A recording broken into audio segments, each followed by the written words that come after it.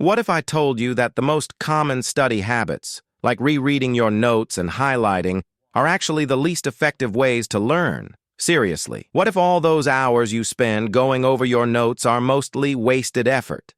Here's the truth. Decades of brain science research says that for most people, they are wasted. But here's the thing, it's not your fault. Nobody taught you the right way to learn. You were just given outdated methods that don't work with how your brain actually functions. So in the next few minutes, I'm going to show you a completely different approach to learning. We're going to throw out the old myths, and I'll give you 5 simple techniques that actually work with your brain. These will help you learn faster and remember more than you ever thought possible. Let's jump in. First, you need to understand the enemy you're fighting. It's called the forgetting curve. Picture this. You study something new today.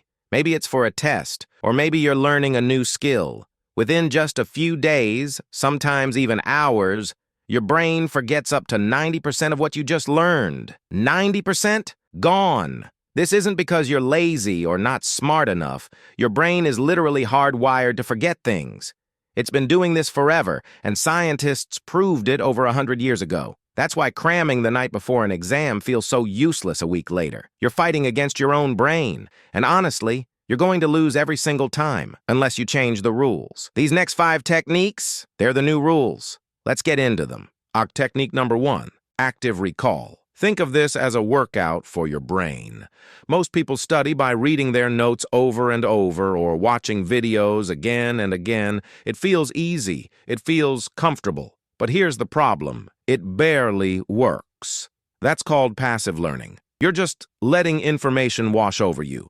Active recall is different. It means pulling information out of your brain, forcing yourself to remember it without looking. It's like the difference between watching someone play basketball versus actually getting on the court and playing yourself. Which one makes you better at basketball? Playing, obviously. Here's how you do it. After you finish reading something or watching a lecture, close the book, put your phone away, hide your notes. Now, from memory alone, try to explain what you just learned out loud, or write it down on a blank page. You're going to struggle. You're going to realize there are gaps, things you thought you understood, but actually don't. And that's where the real learning happens. Those gaps show you exactly what you need to go back and study. Technique number 2, spaced repetition. Okay, so active recall is powerful, but it gets even better when you combine it with our second technique, spaced repetition.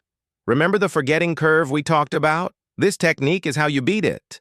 Instead of studying everything all at once in one big cramming session, you spread your reviews out over time. You space them out.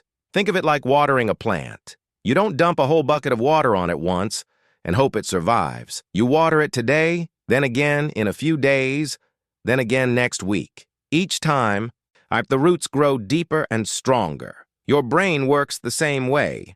Every time you review something after waiting a bit, your memory of it gets stronger and lasts longer. Here's the simple schedule. Review what you learned after 1 day, then review it again after 3 days, then again after 1 week. Each time you review, your brain has to work a little harder to remember it, and that's what makes the memory stick. Technique number 3, interleaving. This one's a game changer, and most people have never even heard of it. Most of us study using something called blocking. That means you focus on one subject at a time. You do all your math homework, then you do all your science homework. It feels organized. It feels productive. But research shows there's a much better way, interleaving. That means mixing different subjects or topics together in the same study session. Here's why it works. Imagine a baseball player who only practices hitting fastballs, the same pitch, over and over. Sure, they'll get good at hitting fastballs, but put them in a real game with curveballs and sliders, they'll struggle. Now imagine a player who practices hitting a mix of pitches, fastballs, curveballs, sliders, all mixed up. That player learns how to recognize which pitch is coming and how to adjust. They become a way better hitter overall. Interleaving does the same thing for your brain. It forces you to learn how to think, not just memorize. How to use it. If you're studying for 2 different tests, don't study only math on Monday and only science on Tuesday. Instead, do a little bit of both subjects each day. Mix them up. Technique number 4, the Feynman technique. This technique is named after Richard Feynman, a famous scientist who was known for making complicated things easy to understand. Here's the test. Can you explain what you're learning to a 12-year-old kid? Not using fancy words or complicated terms, just simple, clear language that anyone could understand. If you can do that, you truly understand it. If you can't, then you don't understand it as well as you think you do. This technique exposes the weak spots in your knowledge.